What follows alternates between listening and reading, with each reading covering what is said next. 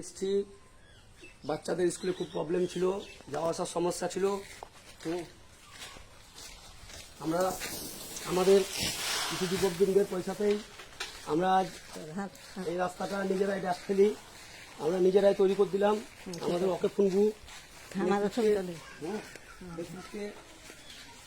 প্রচুর কষ্ট পাচ্ছিল বাচ্চারা, কোনো রকম আসার রাস্তা ছিল না।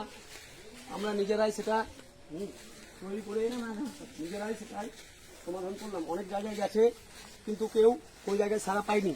ছোট ছোট বাচ্চারা সুসংহত স্কুলে খুব কষ্ট পাচ্ছিল। আমরা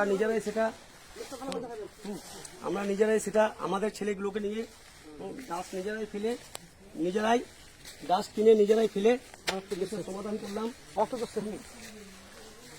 এটা হচ্ছে ভাগাইলের দক্ষিণ পাড়া যেটা বাচ্চাদের স্কুল, এমএসকে স্কুলের পাশে অঙ্গনারী ফ্রি স্কুলে এরকম কাদা ছিল, তার থেকেও খারাপ ছিল, জল জমে ছিল। আমরা এগুলো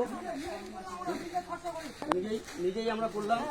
এখানকার সবাই আবেদন করেছিল, ম্যাডাম গেছিল যেভাবে হোক এটা করতে হবে, আমরা সবাই ডাস্ট টাস্ট ফেলে আমাদের গ্রামের লোকজন সবাই মিলি এটা করা হলো। যাই হোক, যতটুকু পারলাম আমাদের নিজস্ব পয়সা থেকে খরচ করে আমরা করলাম।